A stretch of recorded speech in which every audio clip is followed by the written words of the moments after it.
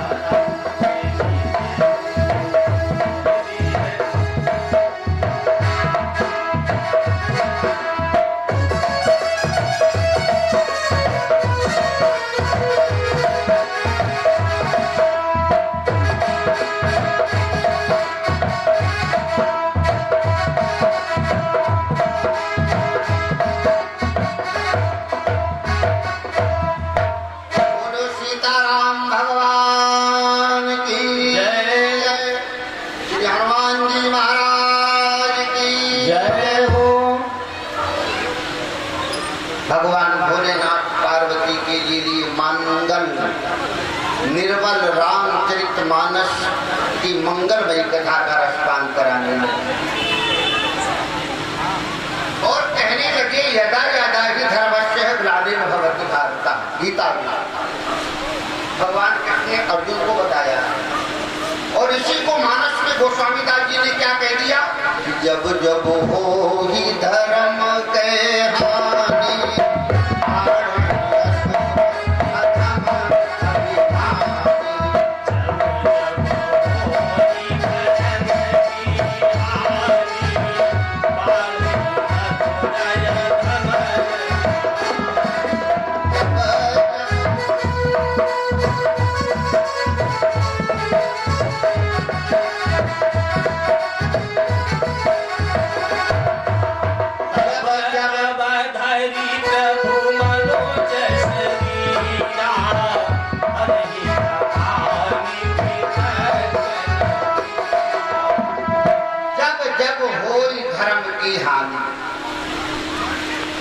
जब जब धर्म का ह्रास होता है, कैसे होता है जरा विचार करना।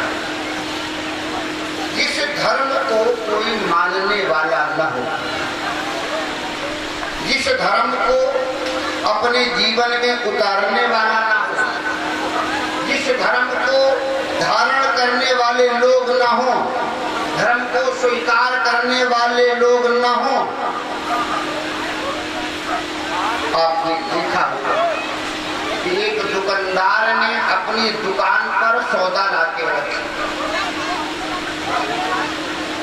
लेकिन उस दुकान की सौदा को लेने के लिए कोई ग्राहक दुकान पर नहीं जा रहा है, तो बोलो दुकानदार परेशान होगा, निराश होगा।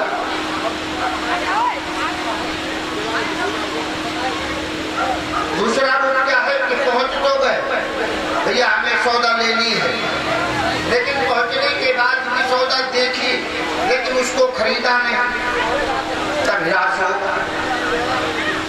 तीसरी बात क्या है कि दुकान की सौदा ली, कीमत भी दे दी, दुकानदार कितना खुश है कि अब हमको ये पैसा देगा और हमसे सौदा ले जाएगा तो हमारी बिक्री होगी, लेकिन देख ली भी, हिसाब भी कर लिया, सब कुछ कर लिया और कहने लगे तो हमको लेना ही नहीं, अब तो हमें चाहिए। तो दुकानदार ऐसे ही निराश हो जाता है। ऐसे ही भगवान भोलेनाथ ने कहा कि संसार के अंदर जहां जब धर्म के ग्रंथों में धर्म रह जाता है, शब्दों में धर्म रह जाए, वचनों में धर्म रह जाए, कहते तो हैं, मानते तो हैं, लिखा तो है, अरे वेदों में लिखा है, रामायण में लिखा है, गीता में लिखा है, भागवत में लिखा है कि हाँ धर्मवान है, धर्म है, लेकिन लिखा तो है लेकिन उस लिखने से काम नहीं चलेगा। काम तो चलेगा वो लिखा हुआ, जब तक हम अपने जीवन में न उतारे तब काम नहीं चलेगा। लिखा तो है, हर जगह लिखा। तो ऐसे धर्म को जब तक हम अपने जीवन में नहीं उतारते हैं तब तक काम नहीं चलता। ऐसे ही दुकान पर जब तक सौदा को देख करके उसकी कीमत नहीं चुकाते हैं तब तक काम नहीं चलता है। खाली देखने से ही रास होता है।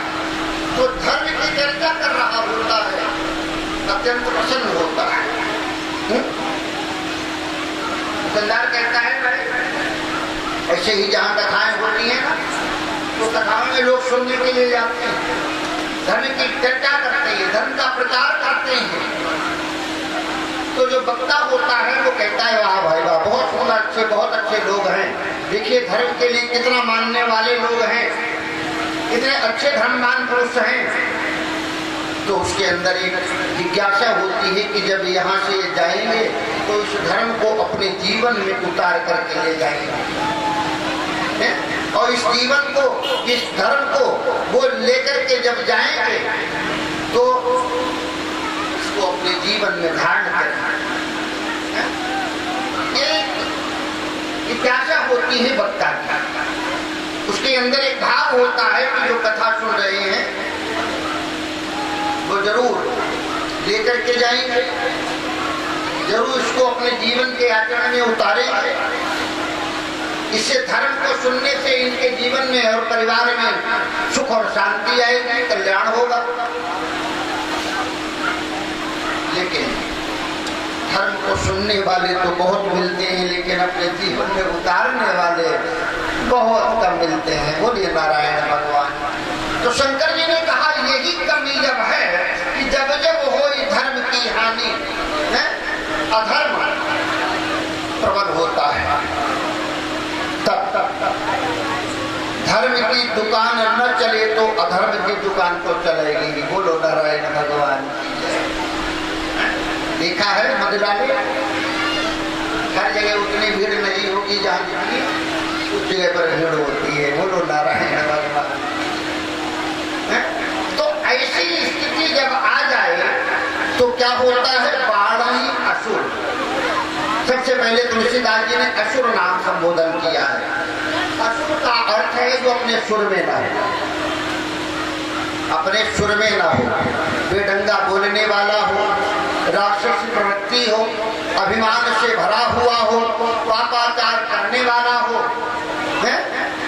जो अपने जीवन को अधर्म में उतारने के लिए पूर्ण रूप से वो तत्परता के साथ तैयार हो, धर्म को मानने वाला ना हो, ऐसे व्यक्ति को तुलसीदास जी महाराज ने असुर बताया।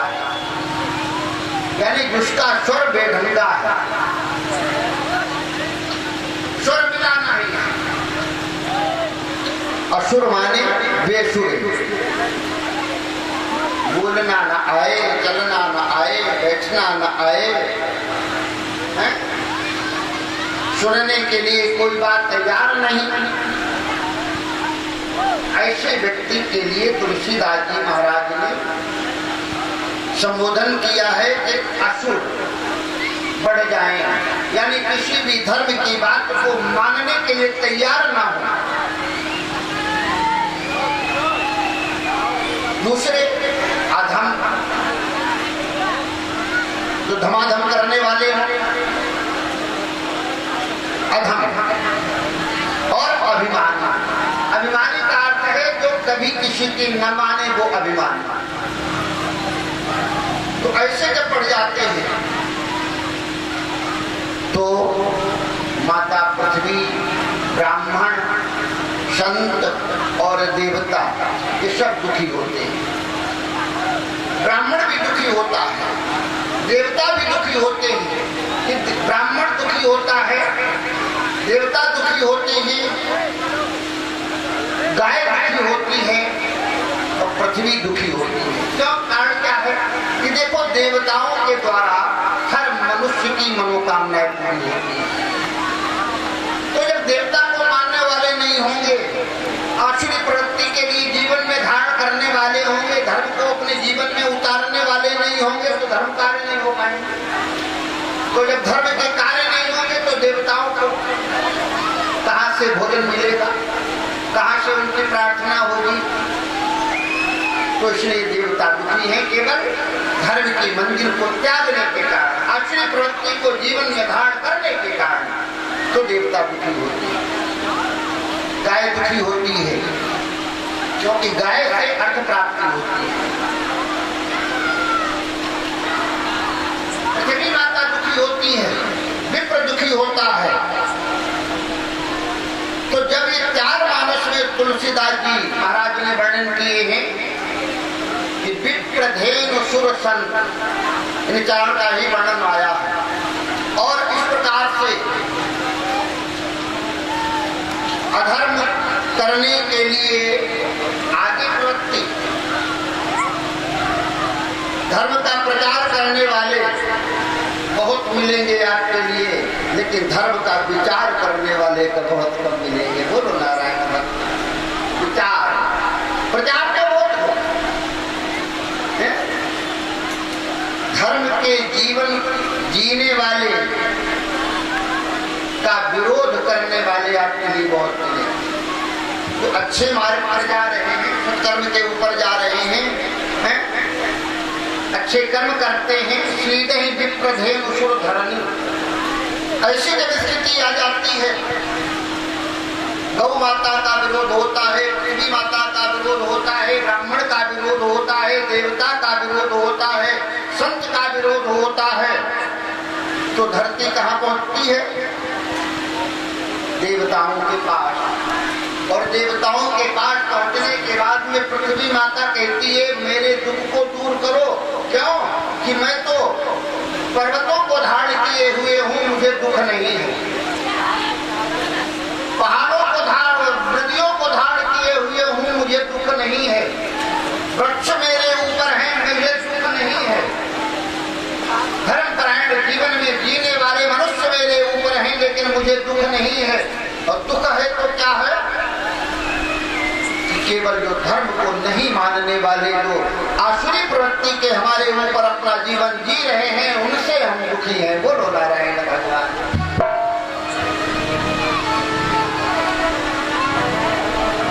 ऐसे दुख को दूर सुनाने के लिए ही तो पृथ्वी देवताओं के पास गई। ब्रह्मा जी कहने लगे हम जानते हैं तुम्हारी वेदना को, लेकिन हम तुम्हारी इस वेदना का निराकरण समाधान नहीं कर सकते। फिर शंकर जी को देखो, शंकर जी के पास भी गए। शंकर जी ने कहा हम भी नहीं। सब मिलकर के कहाँ गए? भगवान श्री हरि नारायण जी के पास गए। अब नारायण जी तो वहां मिले नहीं। सारे देवता इकट्ठे हैं, पृथ्वी इकट्ठी है, तो वहां पर देवताओं में पैदा हो गया झगड़ा। विचार करना है। और झगड़ा किस बात का? कोई देवता तो कहता है चलो भगवान को क्षीर सागर में ढूंढे, तो वहां बैठे हुए। दूसरा कहने लगा वहां तक चले और ना मिले, कहीं गोलोक में हो तो बोले तो चलो गोलोक चले। किसी ने बोला गोलोक में भी नहीं मिले, बैकुंठ में मिल गए तो झगड़ा पैदा हो गया। पार्वती जी ने कहा कि देवता झगड़ रहे हैं और तुम बैठे बैठे शांत कर रहे हो, देख रहे। शंकर जी कहने लगे हम तब सुना मैं जब कोई मानने वाला हो तब। ये देवता तो सब अपने अपने अलग अलग विचारों में करते हैं। राधेश्याम जी ने लिखा है सारे देवता अपनी अपनी बात रखते हैं कि गोलोक चले, वैकुंठ चले, या क्षीर सिंधु में जाए।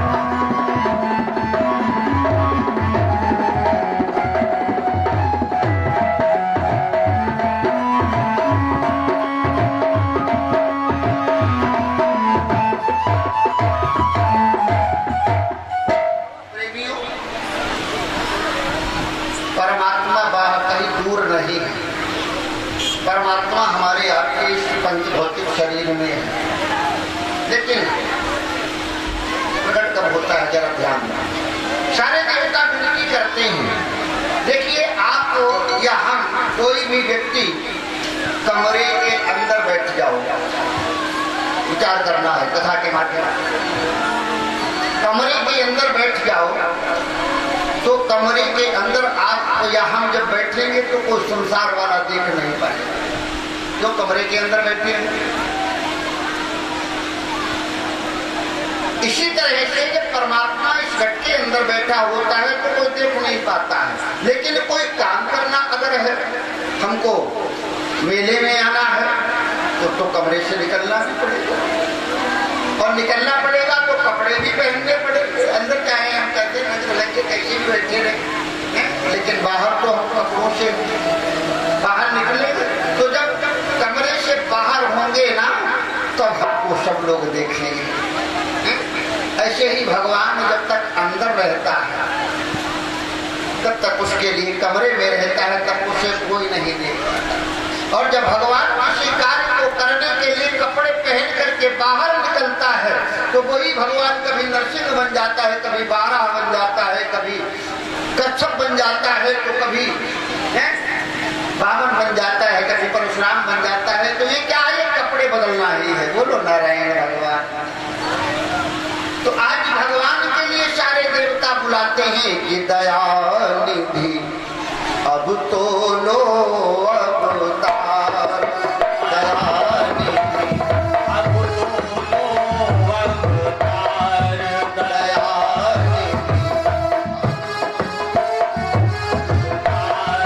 दयानिधि अब तो लो अवतार।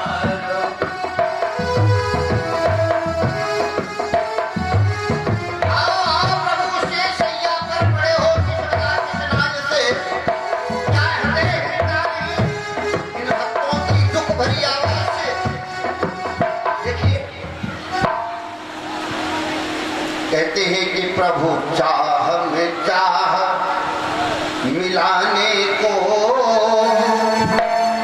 प्रभु चाह में चाह मिलाने को, और भगवान की भक्ति कहते हैं।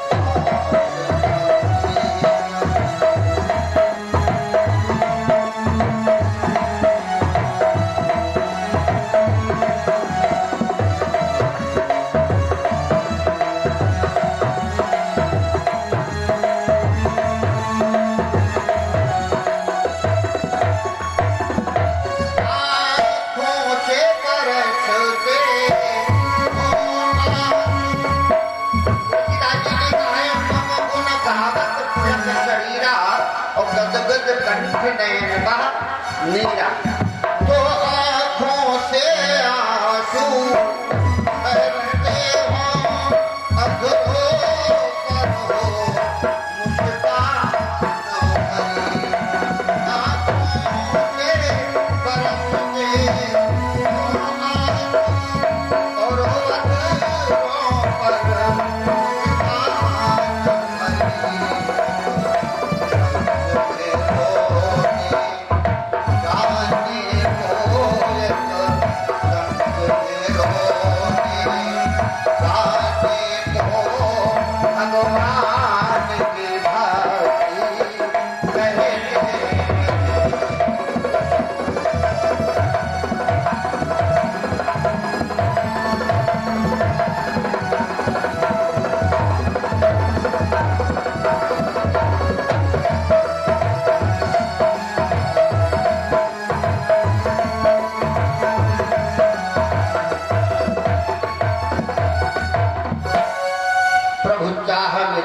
मिलाने को भगवान की भक्ति कहते हैं। आज देवताओं ने क्या किया, इस प्रकार से अपने अपने स्वरों को भगवान की प्रार्थना में जोड़ दिया। देखिए, मिल के बैठो, आओ हम कुछ प्यार की बातें करें। मिल के बैठो, आओ हम कुछ प्यार की बातें करें। हो चुका जिक्र जहां, अब यार की बातें करें। संसार में तो जिक्र जहां बहुत चल रहा है, लेकिन उस यार से भी थोड़ा संबंध जोड़ लो। अर्थात हम प्रेम की चर्चा करें, परमात्मा की चर्चा करें। जिस्म देकर जिस्म के संग जिसने जानो दिल दिया, विचार करना है शब्दों के ऊपर कि जिसने हमको शरीर दिया, जिस्म देकर जिस्म के संग जिसने जानो दिल दिया, अर्थात शरीर देकर के शरीर के साथ में जिसने हृदय दिया, जानो दिल हृदय को कहते हैं, प्राण दिया जो हमारे जीवन के लिए लेकर के चल रहा है। जिस्म देकर जिस्म के संग जिसने जानो दिल दिया, हम भी उस दिलदार से अब दिलदार की बातें करें।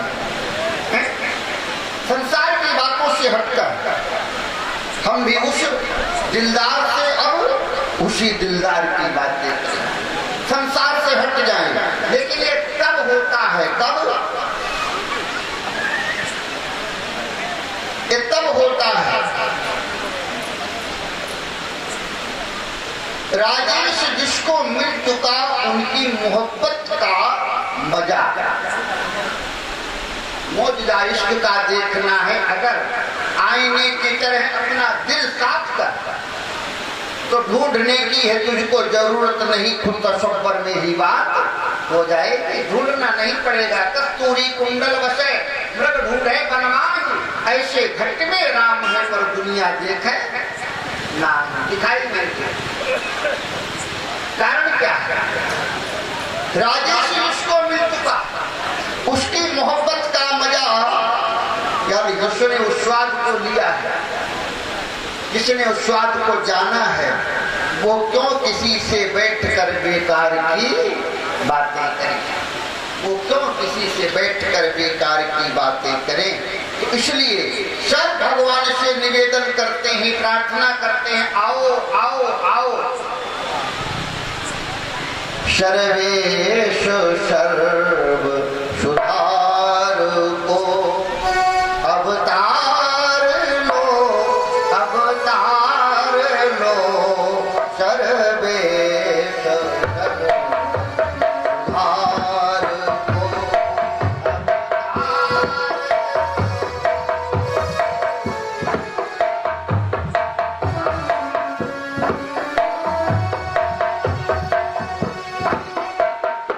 सर्वेश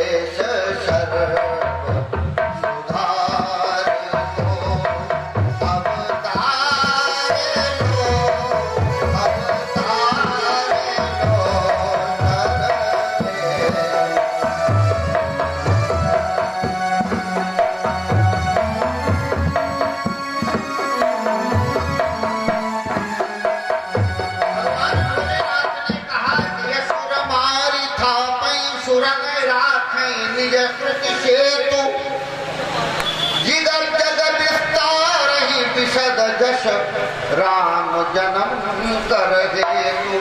राम के जन्म लेने का उद्देश्य क्या है? भगवान अवतार इसलिए लेते हैं ताकि भगवान के गुणों का सहारा भगवान के प्रिय भक्तों को मिल जाए।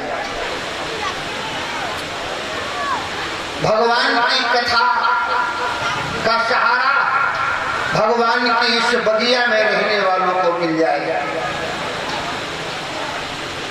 शंकर जी ने कहा यही हेतु है भगवान के अवतार का, यही उद्देश्य है भगवान के जन्म का। इसलिए भगवान शंकर ने कहा परमात्मा इसलिए आता है। देवता विनती करते हैं, उन विनती को सुनकर के भगवान ब्रह्मा जो थे वो समाधिस्थ हो गए।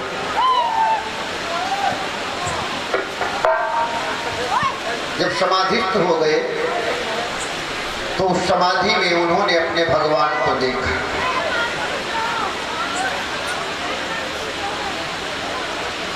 भगवान कहने लगे मैं सब कुछ जानता हूं, हमको कुछ भी बताने की जरूरत नहीं, लेकिन अब ये बताओ कि मुझे करना क्या है, मुझे क्या करना है? ब्रह्मा जी कहने लगे प्रभु जब जब इस धराधाम के ऊपर असुरों का अत्याचार बढ़ा तब तो आपने आकर के कोई न कोई ऐसा कपड़ा पहना जिसके द्वारा उस समस्या का समाधान हो गया। शंकर जी ने कहा राम जन्म के हेतु अनेका, एक नहीं अनेका, और परम विचित्र एक ते एका, परम विचित्र बड़ी बड़ी चरित्र भगवान के, बड़े बड़े अच्छे कपड़े भगवान ने पहन करके यहाँ आकर के इस पृथ्वी माता की रक्षा की, भक्तों को रक्षा की। एक समय की बात है, भागवत में भी आती है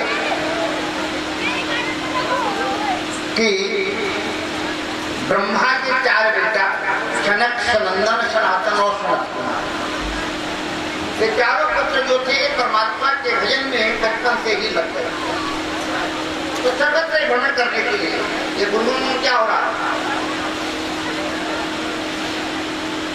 तो ये पंखा ये बंद कर दो, पंखा बंद करो। पंखे की क्या आवश्यकता है? तो किसी के उपयोग में आए।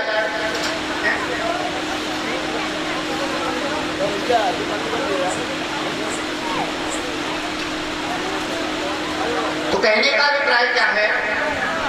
हाँ, हम जरा जानकारी लेंगे अपने इन बाधकों से ही कहेंगे कि अभी कथा कहाँ पर चल रही थी। कि पंखे की बात से पहले कथा कहाँ पर थी जरा बताना भी, आप दोनों को बताएंगे। हमारे महल में और सूरज में, क्योंकि हमारे अंग हैं इसलिए हम इसे अधिकार रखते हैं।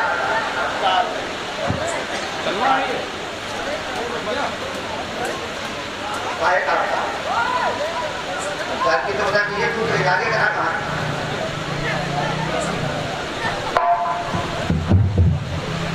ये हालतें हैं। हाँ बिल्कुल वही करते, लेकिन इसलिए पूछ रहा हूँ कि केवल संगीत में ही घुसे हैं या भगवान की कथा में भी, इसलिए जानकारी ले रहा हूँ। भगवान की कथा में बैठ करके जिसने अगर भगवान के कथामृत और नामामृत का लाभ न ले पाया, पढ़े 6 शास्त्र और 18 पुराण देखी और वेदों को आदि से अंत तक छाना है, पढ़ी शिल्प विद्या और ज्योतिष को भली भांति रमल का विभेद विधि पूर्वक पहचाना है, जाना है बजाना रुपए का और अशरफी का, जाना है ढप ढोल जिसने बजाना है और जाना है जिसने रुपए और अशरफी का, और जाना है कलों को भली भांति से घुमाना है, और इतना जिन जाना तिन खाक नहीं, जाना जाना जाना है जिसने प्रभु के नाम का रस जाना है। बोलो नारायण। क्या तुम्हारा लाभ कथा में आने से? जब ढोलक में हिम्मत को कथा में रहो।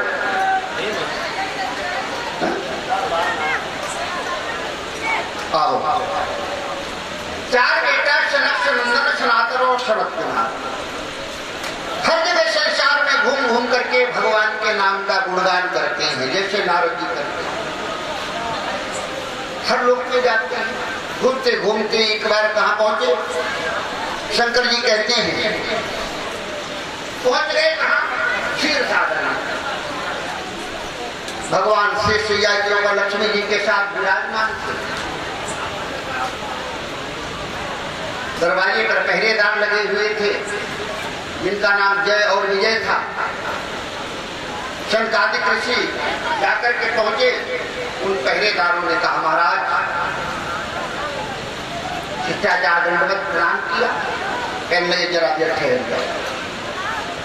आपके आगमन की सूचना में भगवान से हरि को प्रदान करूं, हरि को पास जाऊं और उसके बाद में जैसा उनका आदेश होगा उसी तरीके से मैं आपको सम्मान के साथ प्रभु के पास ले चलूंगा। किसी ने कहा? पहरेदारों ने कहा, जय विजय ने कहा ऋषि वर ठहरो कुछ समय यहीं,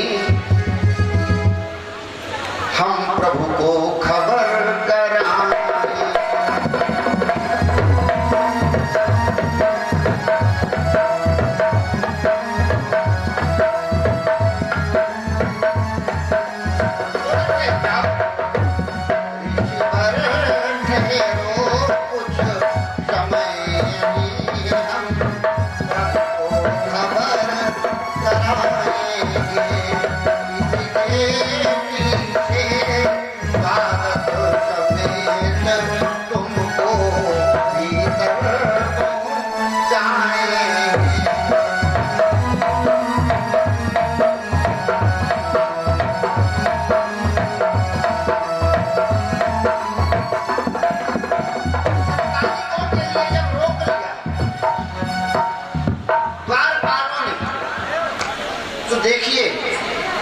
क्रोध की प्रबलता। अनूप जलोटा जी ने कहा है कि जल से पतला कौन है, कौन भूमि से भारी, कौन अग्नि से तेज है, कौन काजल से कारी। तो ये तो हो गए चार प्रश्न। भैया ये एक ही उल्लू काटनी है बर्बाद गुलिस्ता करने को, हर साथ पे उल्लू बैठे हुए तो जान गुलिस्ता क्या हुआ? बतलाओ, लेकिन यहाँ से थोड़ा हट करके बतलाओ, बात करो वहां तक। तो बात चल रही थी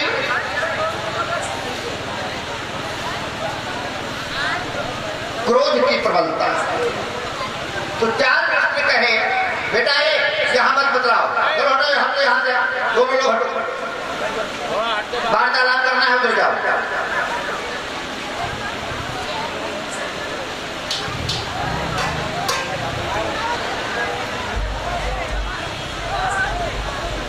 जल से पतला कौन है, कौन भूमि से भारी, और कौन अग्नि से तेज है, कौन काजल से कारी। चार प्रश्न हो गए।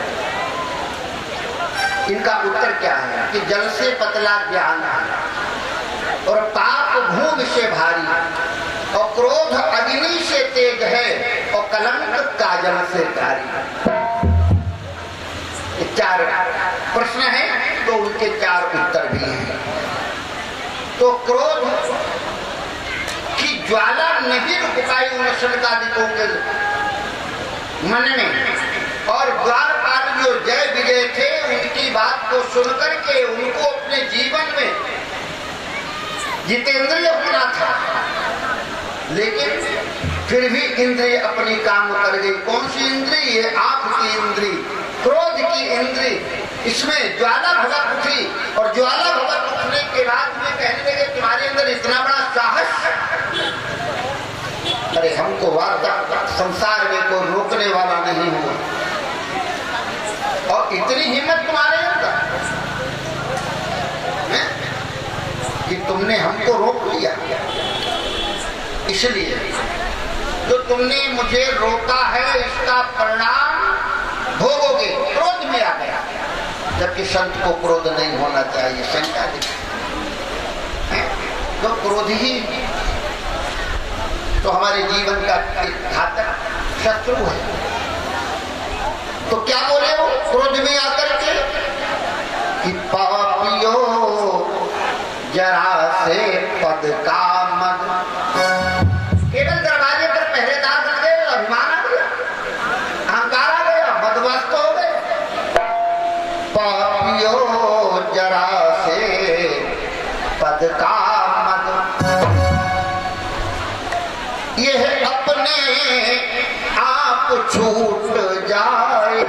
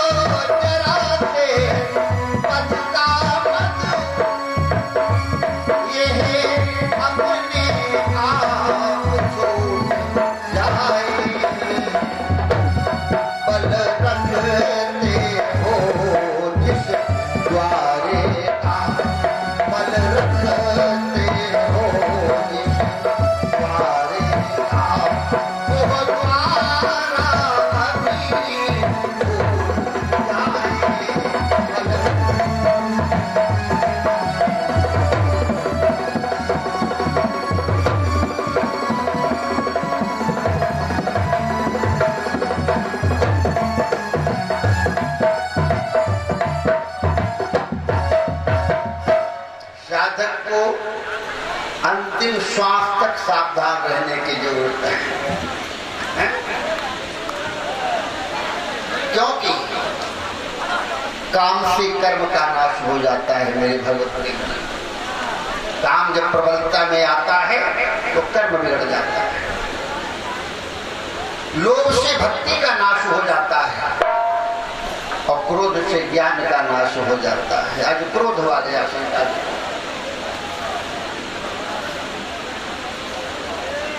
स्वामी वल्लभाचार्य जी महाराज ने कहा है, कामेन कर्म नाशा चात क्रोधेन ज्ञान नाशा। इन तीनों के लिए तस्मात् एतत्त्रयं त्यजेत्, इन तीनों के लिए सावधान के साथ रखना चाहिए।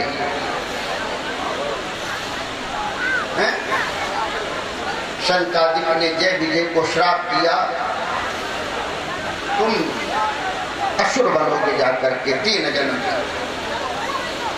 तुमको जन्म लेना पड़ेगा केवल अपने धर्म का पालन करने के लिए। ये तो उनका कर्तव्य था, उनका धर्म कि आने वाले को पहले रोक करके और उसकी सूचना भगवान तक पहुंचाएं कि वो आपसे मिलने के लिए आ रहे हैं। आदमी वही होता है, किसी अधिकारी के पास जाओ तो कहा पहले आपको सिक्योरिटी गार्ड मिलेगा, पहरेदार मिलेगा, वो पूछेगा आपसे क्यों आए हो, कहाँ से आए हो, और वो आपका संदेश अंदर तक पहुंचाएगा। पहले नहीं, आप डायरेक्ट नहीं जा सकते।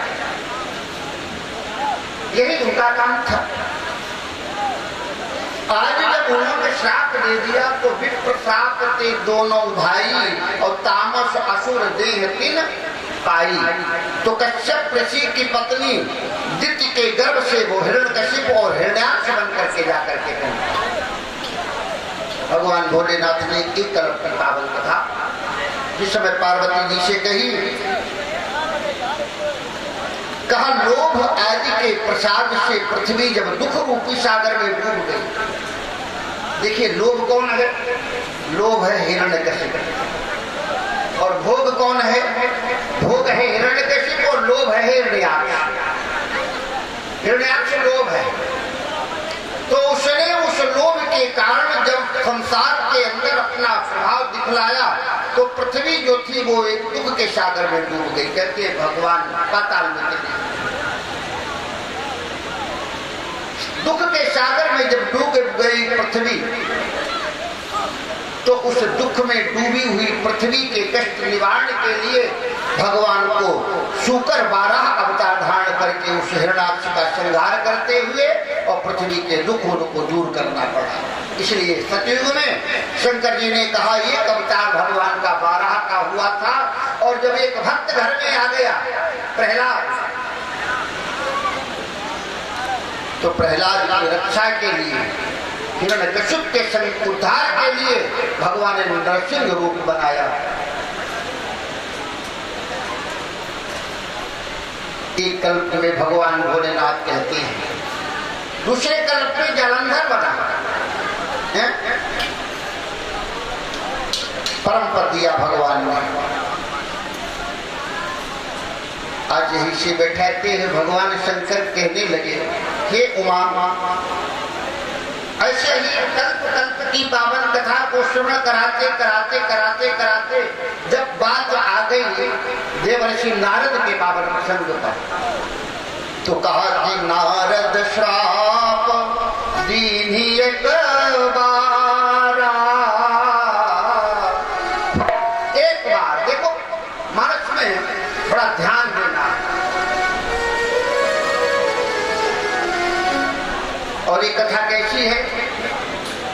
अभी तक तो आपने सुना होगा कि संत महात्माओं का श्राप गृहस्थ को लग जाता है, लेकिन ये कथा ऐसी है जो गृहस्थ का श्राप महात्मा को लग जाता है। बोलो नारायण भगवान। ये कथा ऐसी, गृहस्थ का श्राप महात्मा को लग गया। क्यों? भगवान भोलेनाथ कहते हैं, नारद श्राप दीन्ही एक बारा, कलप ये कहते लगी अवतारा, लगी अवतारा, नारद श्राप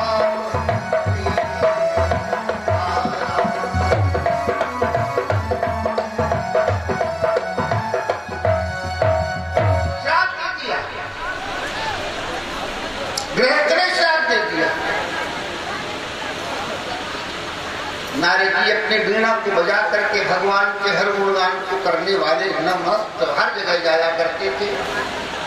घूमते घूमते क्या हुआ, नारायण सरोवर के पास जाकर के दक्ष के 10,000 पुत्रों को नारायण सरोवर में स्नान करते हुए देखिए, जगह की बहुत बड़ी पवित्रता होती है। आज हमारी ये भूमि जो है, इस भूमि को हम क्या कहेंगे? श्री राम लीला महोत्सव सत्संग भूमि कहेंगे ना। इसके बाद में जब वृंदावन से रास आ जाएगी तो क्या कहेंगे? श्री राम लीला महोत्सव और लीला मंचन भूमि। आज भगवान की कथा है, ज्ञान गंगा की शिल्पा बह रही है, तो ज्ञान भूमि सत्संग भूमि है। लीला मंचन हो जाएगा तो नाम रूप लीला धाम, ये लीला मंचन भूमि हो जाएगी। और जब ये हो जाएगा तो राम लीला भूमि रह जाएगी। बोलो नारायण भगवान।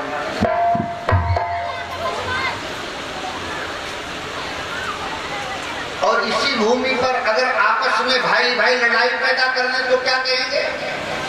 रणभूमि थी, रणभूमि बोलेंगे ना, रणभूमि।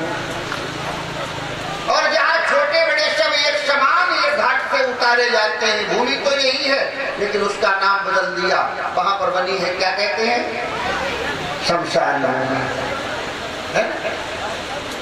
भूमि एक ही है।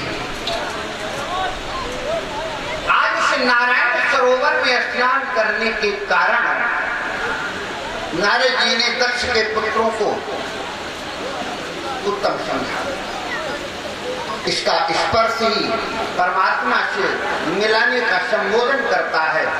ये विचार नारद के मन में जब आया तो नारद ने कहा, बेटा खड़े हो जाओ जरा, हम तुमसे कुछ जानना चाहते हैं। मैंने कल कहा था माइक हमको दो चाहिए, लेकिन हमारे साउंड मास्टर ने बिल्कुल ध्यान नहीं दिया। एक माइक इधर, एक माइक इधर। हमने बोला था कि कभी उधर करते हैं तो कभी उधर करते हैं, उधर मुँह करते हैं तो माइक मिस हो जाता है। तो नारद जी ने उनके लिए रोक करके स्नान से रोक दिया और प्रश्न किया। पहला प्रश्न किया, बेटा एक बात बताओ कि वो कौन सा ऐसा देश है जिसमें केवल एक ही पुरुष निवास करता है। 184 ये रामलीला महोत्सव हमारे परा मोहल्ला में फरीदपुर में चल रहा है। बड़े बड़े वक्ता आए होंगे, आपको कथाएं सुनने को मिलेगी, मिली हुई होगी, लेकिन मैं उन शब्दों को फिर दोहराता रहूंगा। तो नारद जी का पहला प्रश्न है कि कौन सा ऐसा देश है जिस देश के अंदर केवल एक ही पुरुष निवास करता है। तो वो कोई और नहीं है, चित जल पावक गगन समीरा और पंच रचित यह अधम शरीर। ये शरीर ही एक ऐसा देश है जिसमें केवल परमात्मा रूपी जीव रूपी एक ही पुरुष निवास करता है, दूसरा। इन उत्तर मिल गया, बड़े खुश हो, वाह बेटा वाह, बहुत अच्छा। दूसरे प्रश्न कर दिया नारद जी ने, ऐसी कौन सी गुफा है जिसमें इंसान अंदर प्रवेश तो कर जाता है लेकिन गुफा से बाहर नहीं आ सकता। बताओ, दक्ष पुत्रों ने प्रश्न सुना तो प्रश्न सुनकर के क्या बोले कि वो है भगवान के चरण कमलों की गुफा। संसारी मनुष्य जब संसार के अंदर से वैरागी हो जाता है और जब उसका प्रेम परमात्मा से जुड़ जाता है तो परमात्मा के चरणों कमलों का जब अनुरागी हो जाता है, प्रेमी हो जाता है, तब वो संसार की ओर दोबारा मुड़ करके कभी नहीं देखता। बोलो नारायण भगवान। तो वो संसार में नहीं आता। एक संत बरसाने में बैठे हुए, बरसाने में बैठने के बाद उनके मंदिर के मन में एक विचार आया कि यहाँ तो बहुत समय हो गया है, चलो नंदगांव में चलते हैं। नंदगांव बड़े बूढ़े थे, बड़े वृद्ध थे। संत जी के मन में आया कि कोई व्यक्ति अगर हमें सहारा दे देता तो हम यहाँ बरसाने से नंदगांव तक पहुंच जाते। अब वो राधा जी के मंदिर में जो कोई भी जाता है उससे निवेदन करते हैं, भैया संत सेवा कर दो थोड़ी सी, हम वयोवृद्ध हैं, कमजोर हैं, हम बरसाने से नंदगांव जाना चाहते हैं, थोड़ा हमें सहारा दे दो, हमें यहाँ से वहां तक पहुंचा दो। तो कोई भी तैयार नहीं होता। तो एक भक्त तैयार हुआ जिसका नाम रविदास था। रविदास उसने कहा महाराज की सेवा कर देंगे, जेठ का महीना, आप तत्काल तैयार हो जाएं, प्रातः 4 बजे मैं आपकी सेवा करके आपको वहां तक पहुंचा दूंगा, उसके बाद वापस आ जाए, हम आपकी सेवा करेंगे। ठीक है बेटा, ठीक है, हम तुमको सुबह 4 बजे बिल्कुल एकदम तैयार मिलेंगे, भजन पूजन से समझा। ठीक है महाराज, मैं आ जाऊंगा। ब्रजदास जो था वो रविदास को जाकर के प्रातः 4 बजे संत के पास पहुंच गया। महाराज चलो। महाराज जी ने अपना आसन वासन सब बांध करके बिल्कुल तैयारी कर रखी थी। भक्त ब्रजदास ने क्या किया, उस सामान को उठा करके अपने सिर पर रखा, महात्मा जी का हाथ पकड़ करके सहारा देते हुए यात्रा प्रारंभ कर दी। अब जब यात्रा प्रारंभ करी, जेठ का महीना, संत बड़े कमजोर वयोवृद्ध, चलते चलते चलते चलते मध्यांतर वेला में जाकर के 11:30 बजे नंदगांव पहुंचे। संत जी ने कहा बेटा इसी आश्रम पर हमारा ये आश्रम रख लो, ठहरो बैठो, सस्ता। महात्मा जी कहा विश्राम करने लगे, भक्त को भी विश्राम के लिए कहा और कहा बेटा यहाँ तक तुम हमारी सेवा के लिए आए हो, थक गए हो, हमारा आसन वासन ये सब अपने सिर पर लाद करके लाए, सेवा की, थोड़ा सस्ता लो, विश्राम कर लो, पानी पी लो, कुछ खा लो। संत की वाणी सुन करके एकदम हाथ जोड़े, बोले महाराज खाने पीने और पानी की बात यहाँ बिल्कुल मत करना, बिल्कुल मत करना। अब हमारी राधे राधे हम चल रहे हैं, वापस हो सकते, जल्दी नहीं किया, कुछ खाया भी नहीं, वापस आ रहा था, रास्ते में अचानक प्यास लगी और वो मूर्छित होकर के गिर पड़ा।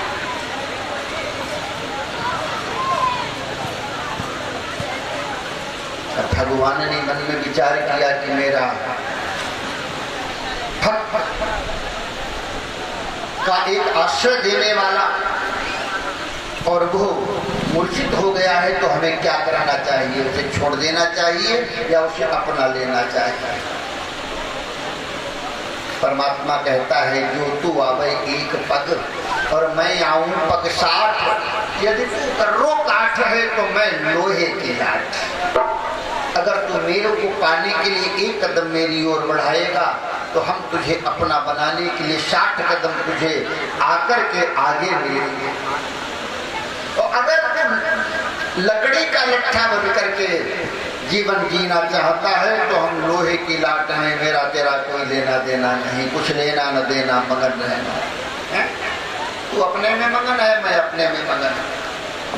जैसे ज्ञानी लोग कहते हैं मैं जो भगवान से कोई लेना देना नहीं, तो भगवान भी कहते हैं जब तुमको हमसे कोई लेना देना नहीं तो हमको तुमसे क्या लेना देना है, कुछ लेना न देना, मगन रहना है। अब भगवान भक्त के पीछे वो मूर्छित होकर के गिर पड़ा, अचेत अवस्था में, प्यासा है। भगवान विचार करते हैं कब तो बैठ गए, सहारा देने लगे, उसकी चेतना उसे देने के लिए भगवान उसके ऊपर हाथ फेरने लगे। वृद्धास बेटा वृद्धास, खोलो आंखें खोलो, जागो जागो, देखो जो संसार वाले जिसको पुकारते हैं आज वो तुम्हें पुकार रहा है। उठो उठो, आंखें खोलो। भगवान के बुलाने पर भी जब भक्त नहीं बोल रहा है तो भगवान को आज भाप आया कि उद्धार अनेक जनों के किए,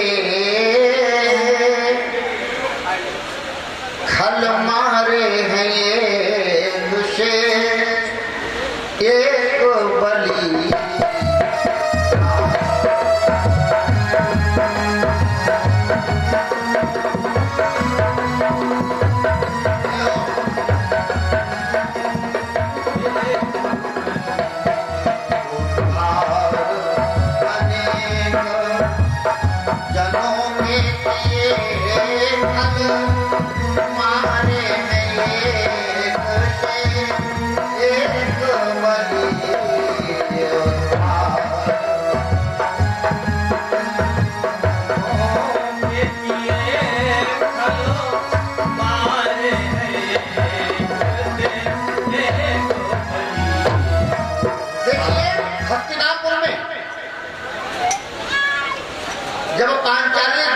खड़ी हुई सहारा जा रही थी और दुशासन ललकार रहा था। दुशासन कहता था जोर लगाए के तेरे कहा कि आज बुलाई हो बन यही का। पांच पति तेरे सभा में बैठे देखे आज उसे जो बचावे तो ही का, और है कहा कान वही को बालक यही के बल पर अभिमान है तो ही का, और चीर विहीन करो अब ही और बिठला लो भैया के जंघा पे तो ही का। है तेरी कोई मदद करने वाला? रहा है ललकार लगा रहा है किसको? द्रौपदी को। लेकिन द्रौपदी कहने लगी सुन कि जीवित है जब लो भैया एहसान न और को काहे चढ़ई। पांच पति पर ऐसी गति यही देश में शाम का आदि लगई। जीवित है जब लो भैया एहसान नाउर को काहे चढ़ई। मोई भारी भरोस तुहार हमें तो संकट की घड़ी आती है तो नारी को दो जगह का आश्रय होता है। एक तो मैके का आश्रय होता है, दूसरी ससुराल का आश्रय होता है। ये दो आश्रय के स्थान हैं। मैके में अगर कोई आपत्ति आ गई, ससुराल का सहारा मिल गया। ससुराल में कोई आपत्ति आ गई तो नारी को मैके का सहारा मिल गया। लेकिन आज वहां न कोई मैके का है, न वहां कोई ससुराल का है, तो किसकी साथ? तो सबके सहारे छूट जाएं तो केवल एक ही सहारा काम देता है, वो भगवान का सहारा। बोलो नारायण भगवान। सब थक जाए तो केवल परमात्मा को बुलाओ, वो परमात्मा ही तुम्हारा सहारा देगा। अभी केवल 5 दिन की बात, बिलसंडा स्वास्थ्य केंद्र में एक महिला आई, प्रसव पीड़ा से पीड़ित, अकेली, कोई उसके पास नहीं।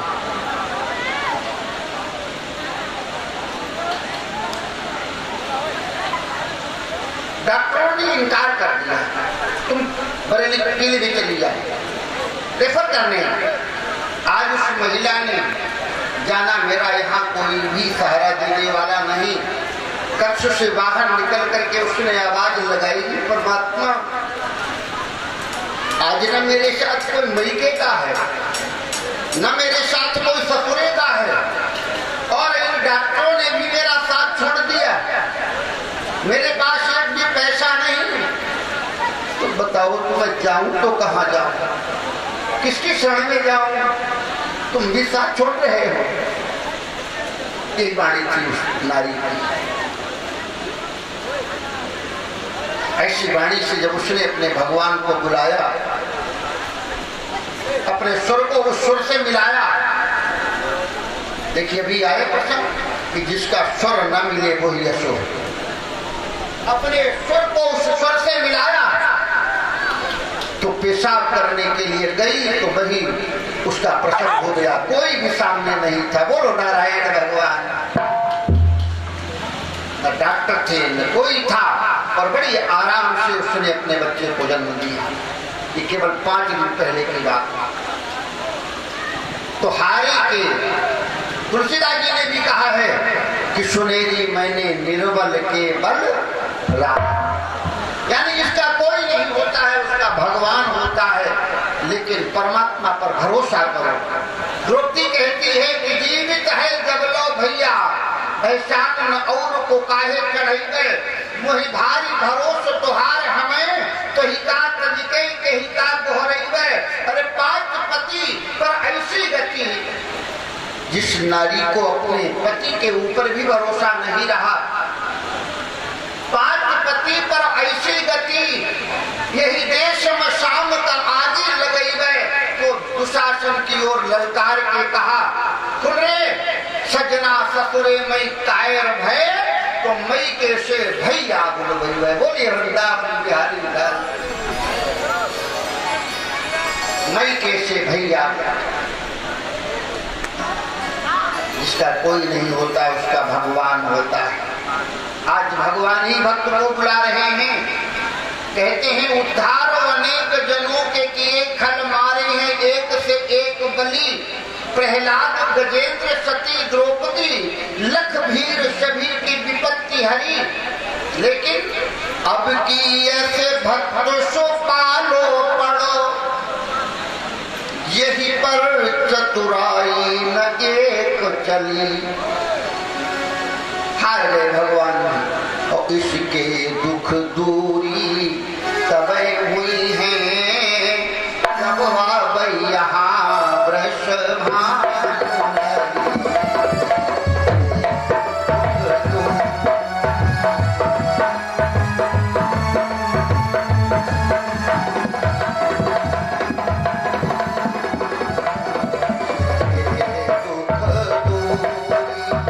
तब हुई है जब आप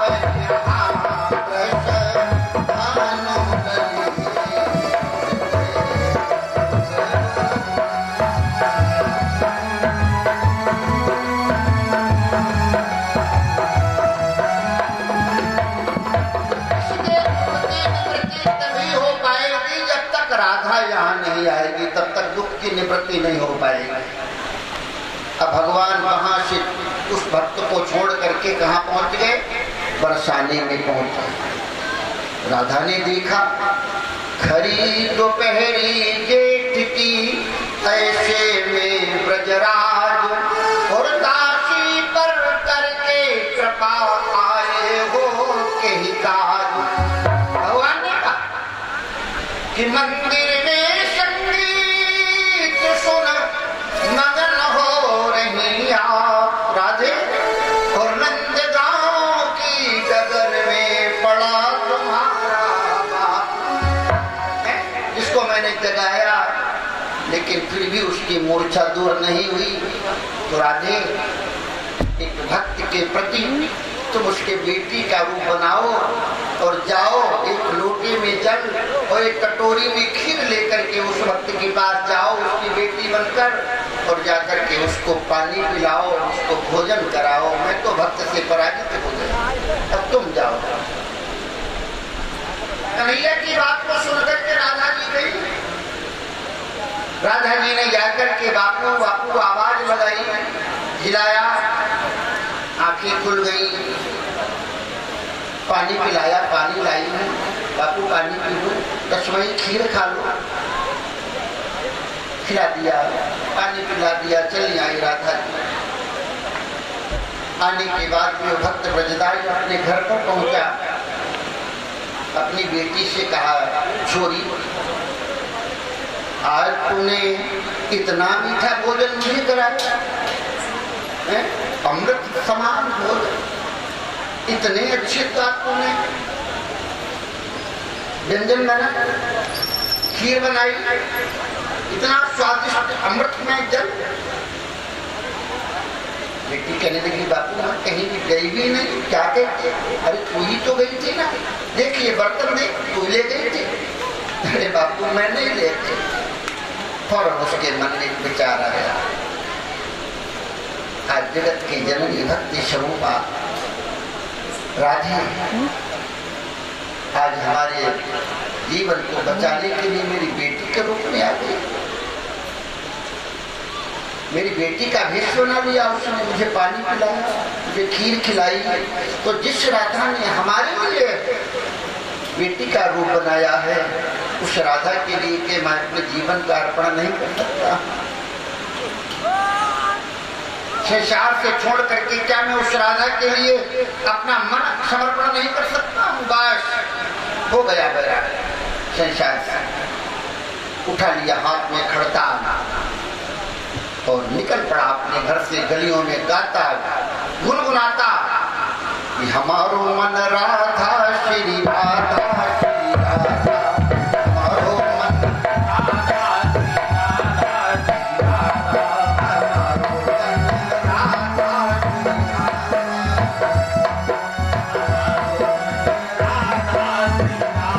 हमारो मन राधा श्री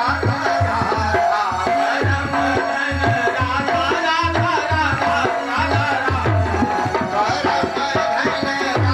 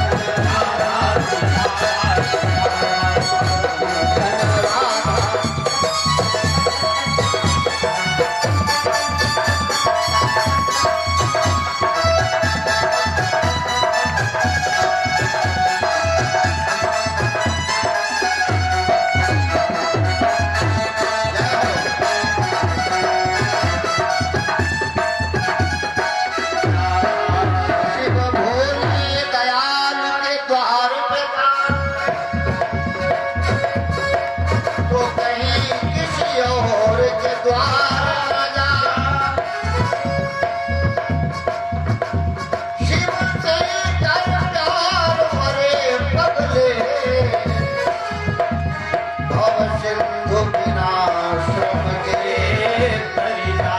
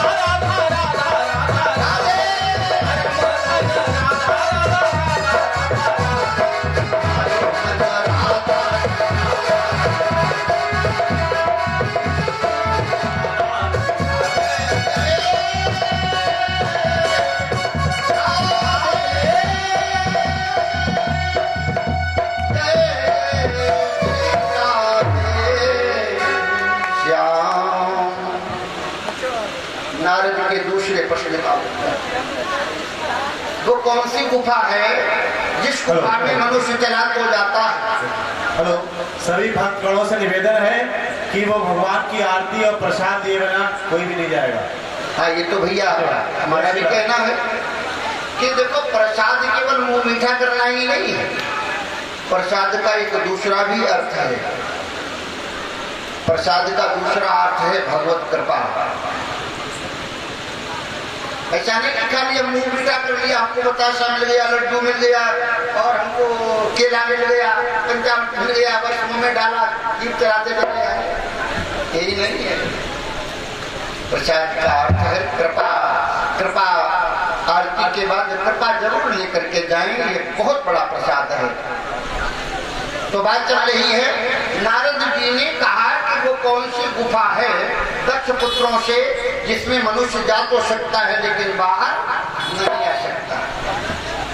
तो दक्ष के पुत्रों ने बताया वो गुफा है भगवान के चरण कमलों की, कि जिसके चरण कमलों में संसार से बंधन छोड़ करके, संसार का परित्याग करके इंसान चला तो जाता है, प्रवेश कर जाता है, तो उस आनंद को छोड़ करके वो संसार के उन चक्रों में, झंझटों में पड़ने के लिए कभी विचार नहीं करते, बड़े खुश होते। तीसरी फिर वाणी बोल दी नारद जी ने कि वो कौन सी नदी है जो उल्टी बहती है?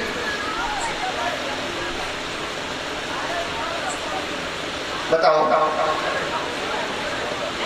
दक्ष के पुत्र कहने लगे, देखिए परम प्रवृत्ति रूपी नदी जो है वो उल्टी बहती है और निवृत्त रूपी नदी जो है वो यहाँ से खींच करके भगवान के पास ले जाती है। बोलो नारायण भगवान। सारी नदियां ऊपर से नीचे आती हैं, लेकिन ये निवृत्ति रूपी नदी जो है नीचे से इंसान को परमात्मा के पास तक लेकर के पहुंच जाती है, उल्टी बहने वाली। बड़े खुश होते हैं। एक प्रश्न और किया, वो कौन सा चक्र है जो मनुष्य के सिर पर मंडराता रहता है? उसको बड़े अच्छे शब्दों में सजाया है कि क्षण भंगुर जीवन की कलिका, कल प्रात को जाने खिली न खिली, मलयाजी की सुच शीतल मंद सुगंध समीर, मिली न मिली कलिकाल कुठार लिए फिरता, तन नम्र से चोट झिली न झिली, और जपले हरिनाम हरि रचना जाने अंत समय में हिली न हिली। क्या भरोसा। चारों प्रश्नों का समाधान जब हुआ तो दक्ष जी ने सोचा ये बच्चे तो अब गृहस्थी योग्य नहीं, ये तो भगवान की भक्ति के योग्य है। उनको सन्यास की दीक्षा दे दी, सन्यासी बना दिया। यानी संसार से निकाल करके एक संत ने गृहस्थ के पुत्रों को परमात्मा से से जोड़ दिया, भगवान से मिला दिया। यही संत का काम होता है। राजा के साथ रहकर राज्य करना अच्छा नहीं, न जाने कब रुला दे, और संत के साथ जीवन व्यतीत करना अच्छा है, न जाने कब परमात्मा से मिला दे। बोलो नारायण।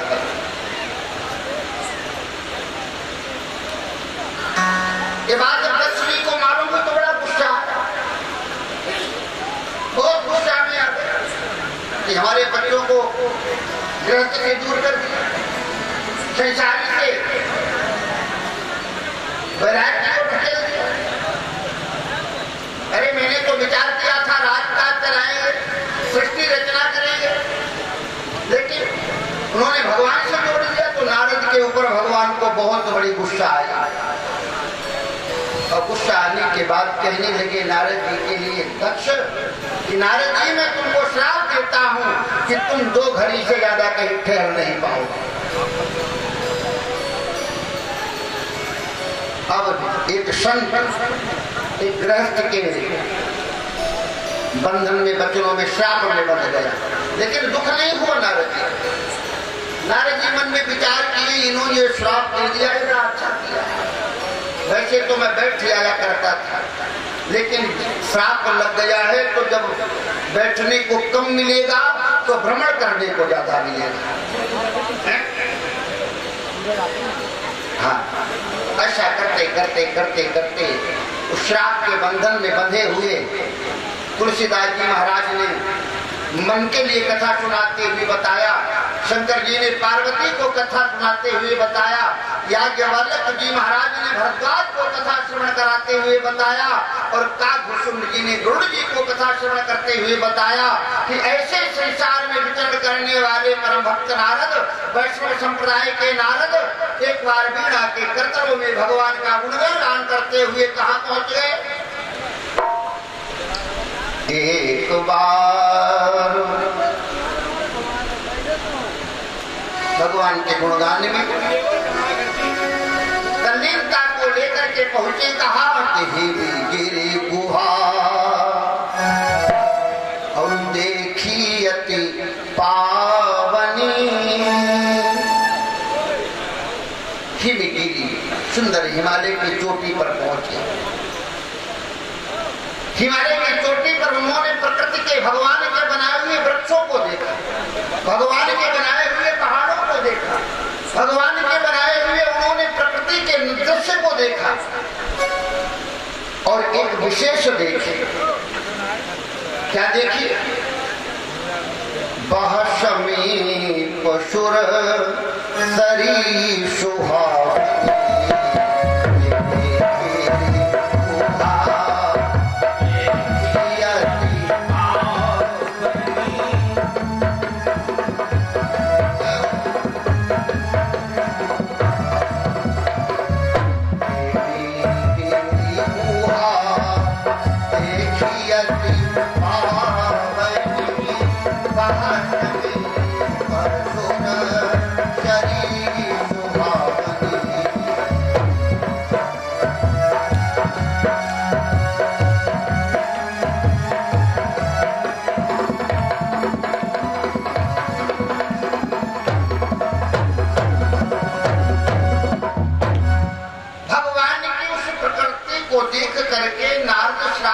बंधे हुए भी उनके लिए भगवान का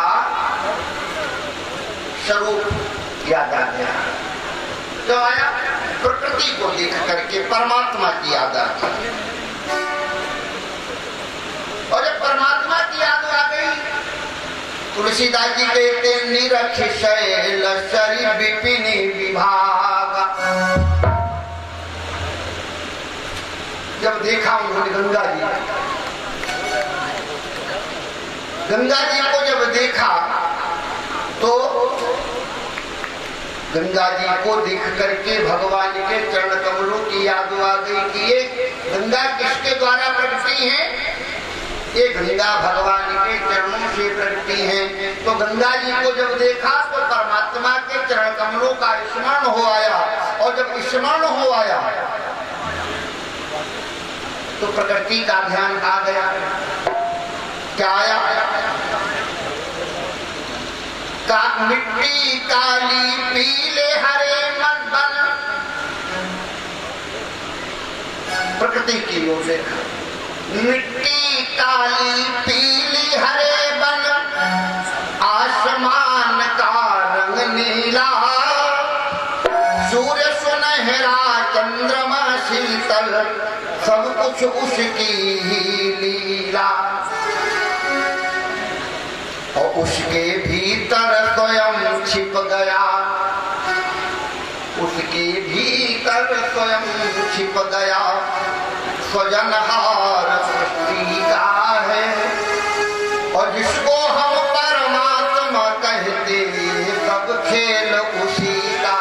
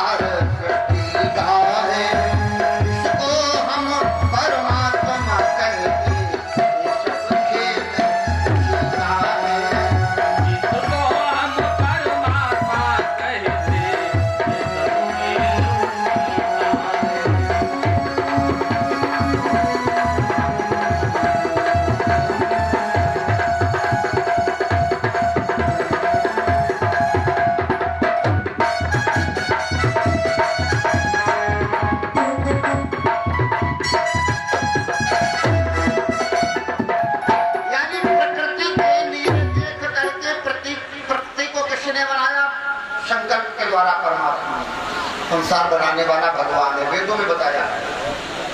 तो भगवान की बनाई हुई प्रकृति को देख करके और भगवान के चरण कमलों से निकली गंगा मैया को देख करके नारद का मन भगवान के चरणों से लगा। जब ये कहाँ देखा, हिमगिरी गुहा देखी अति पावनी, बासमी पशुर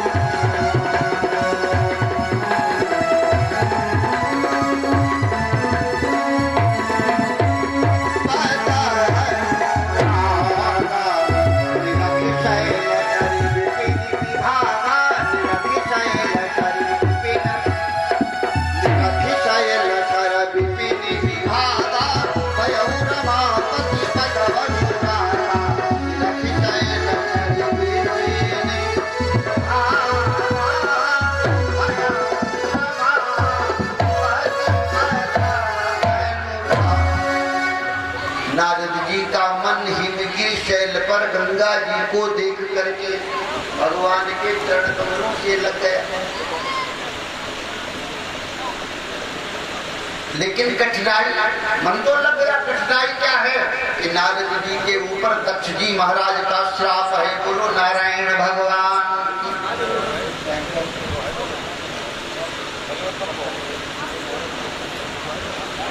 तो बस यहीं पर हम कथा को विराम देते हैं। अब जरा भजन सुन,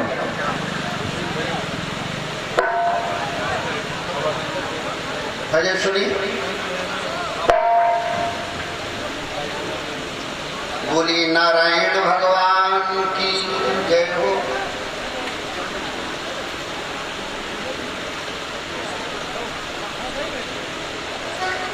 सीताराम बिना और राधे श्याम बिना जल जाए जिबिया, श्री हरि नाम बिना प्रभु जी के नाम बिना जल जाए।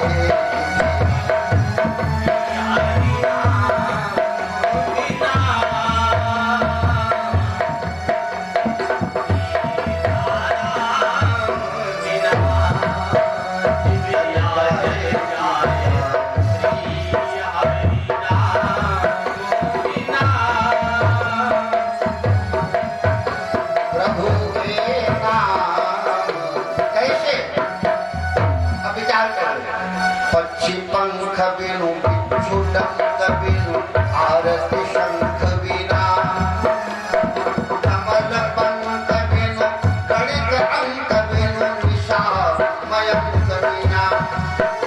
हमारे चंद्रमा मोर गयो बेकार नाचना, मोर गयो बेकार नाचना, यो घनश्याम बिना हो प्रभु जी के नाम बिना चल जाए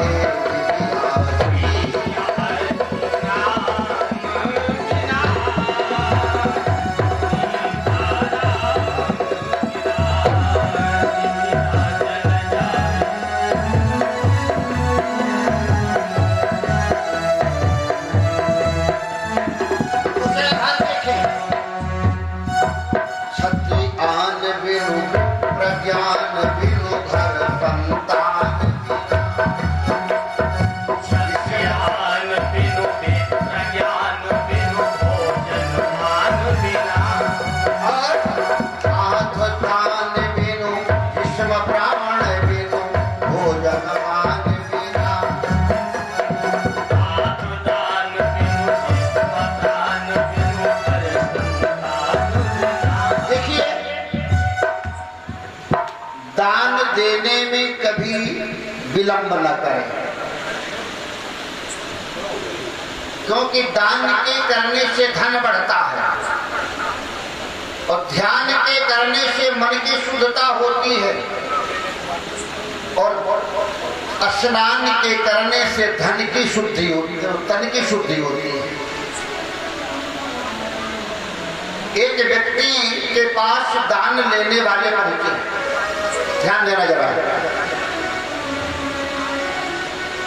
वीरू भैया, एक व्यक्ति के पास दान लेने वाले पहुंचे तो दान देने वाला बोला, अरे अभी क्या हम आगे दान दे देंगे और से लो, औरों से लो, हमारे तो हाथ, हमारे तो मुट्ठी में, हमारे हाथ में है, जिस समय चाहेंगे दे देंगे, हमारे तो हाथ में है। अरे भैया तुमको देना है, जब तुम्हारे हाथ में है तो देना है तो अभी दे दो, बार बार क्यों चक्कर लगवाओगे? तो दान देने वाला बोला, तुम तो वैसे कह रहे हो जैसे को हम अभी मरे जा रहे हैं। अरे वो तो हमारे हाथ में, हमारी मुट्ठी में है, आगे दे देंगे, आगे दे देंगे, औरों से लो। चले गए बेचारे दान लेने वाले। कुछ दिनों के बाद क्या हुआ, उसने मन में विचार किया कि आज तो मुट्ठी में है, कल पता नहीं मुट्ठी से निकल गया तो लेने वाले आ गए तो कहाँ से देंगे। तो उसने दीवार में गड्ढा करवाया और गड्ढा करवा करके उस दीवार में अपना जो दान देने वाला धन था वो दीवार में रखवा दिया, ऊपर से प्लास्टर करा दिया, सीमेंट लगा दिया कि जब दान लेने वाले आएंगे तुरंत निकाल करके, तुम्हारी मुट्ठी में, अरे यहाँ पे नहीं तो यहाँ से निकाल करके दे देंगे। कोई दिक्कत नहीं होती, लेकिन वो समय आ गया। कौन सा? जब लाठी से पड़ता है पाला, नाक से बहता है नाला और आंख पर तलता है जाला जरा जिंदगानी में, तो खड़े खड़े वस्त्रों से करते मलमूत्र त्याग और पड़े पड़े फूकते रहते हैं पीकदानी में। भक्ति क्या करेंगे जब शक्ति नहीं तन में, राम नाम लेने को हमार बंदवाणी में। तो योग करो योग और भोग से वियोग कर, और जप लो हरि नाम भैया थोड़ा सा जवानी में। जीवन में जवानी का किया हुआ धन संग्रह ही बुढ़ापे में काम देगा। प्रेमियों, ये मत सोच के रहना कि बुढ़ापे में कमाई करके हम अपना धन संग्रह कर लेंगे। इस जीवन की कमाई को आप लोगों ने अपना अगर बैंक बैलेंस बना लिया तो वो बुढ़ापे में खर्च करने के लिए काम आएगा। परिणाम क्या हुआ? इस स्थिति में आ गया। अब दान लेने वाले उसके पास पहुंचे तो दान लेने वालों ने कहा भैया दान लाओ दान।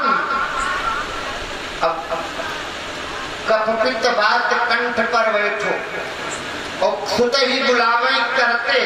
तुलसीदास जी ने कहा कि कप जो है वो कने को ऐसे पकड़ लिया है कि आवाज निकलने ही नहीं देता। तो आज कोई स्थिति है दान देने वाले की आवाज नहीं निकल रही है, वो हाथ से इशारा कर रहा है। जो उसने तो रखा था, ऊपर से पलस्तर लगा हुआ है, इशारा कर रहा है, लेकिन आवाज नहीं हो रही है। दान देने वालों को क्या मालूम उसके अंदर अपने मुट्ठी का उसने सरोवर रख ली है। अरे भैया क्या बात, दान दो दान। इशारा कर रहा है इशारा, लेकिन बोलने की क्षमता नहीं है। बच्चा भाग के आ गया, बेटा दान देने के लिए कहा था, जो कह रहा था मेरी मुट्ठी में है, मैं क्या मरे जा रहा हूँ? अरे आज नहीं तो कल दे दूंगा। और लो, आज उसकी ये हालत है कि बोल नहीं पा रहा, इशारा कर रहा है। बेटा आ गया, बेटा बेटे कहने लगा क्या बात है भैया? अरे तुम्हारे पिता ने कहा तो दान तो हमारी मुट्ठी में है, हम चाहे इस समय वो दान कर देंगे। तो ये इशारा कर रहे हैं। बोले इशारा क्या कर रहे हैं? ये बता रहे हैं कि देखो पैसा तो रहा ही, लेकिन जो परस्तर पर आए डालो को छोड़ा है।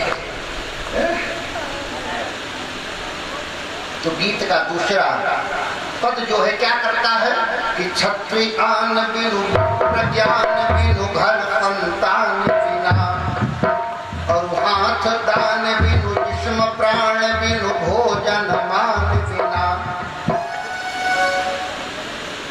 राम बिना नर ऐसे जैसे पथिक मकान बिना। राम बिना नर ऐसे जैसे अश्व लगाम बिना। जल जाए जिभ्या पाक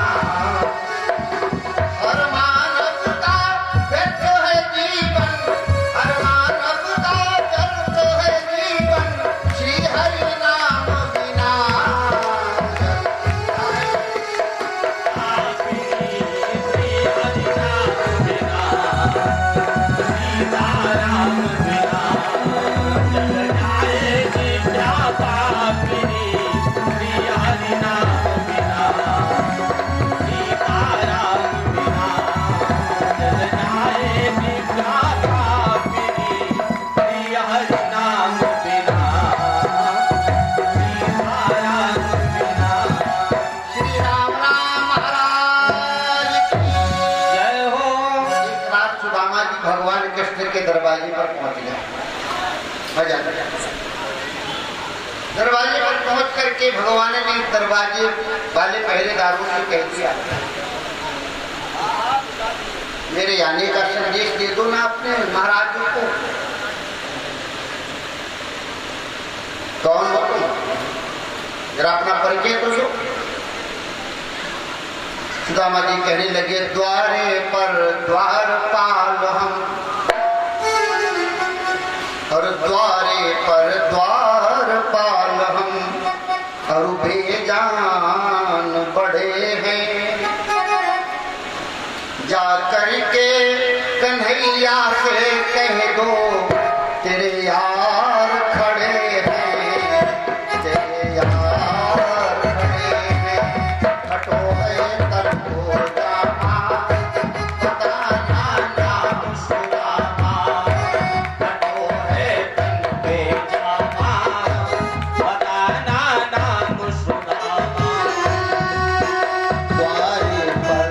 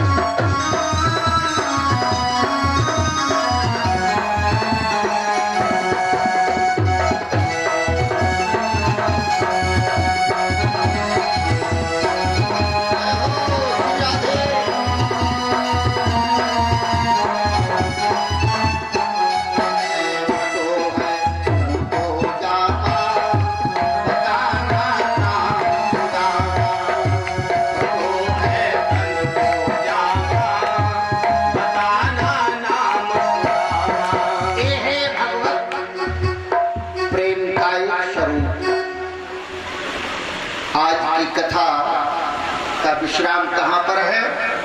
नारद जी महाराज भगवान के चरण कमलों का अनुराग लेकर, यानी गंगा की प्रबल निर्मल धारा को देख करके, जिनके चरण कमलों से गंगा जी का जन्म है, उनको देख करके परमात्मा का स्मरण हो आया और मद में बैठ करके निरख शैल शरीर निभागा और भयउ रमापति पद अनुरागा। यही से कथा का प्रवाह आगे बढ़ेगा। अब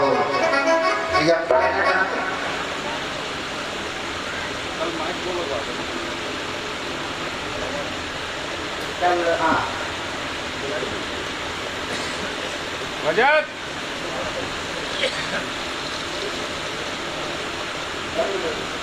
देखो एक तो कौशल्या का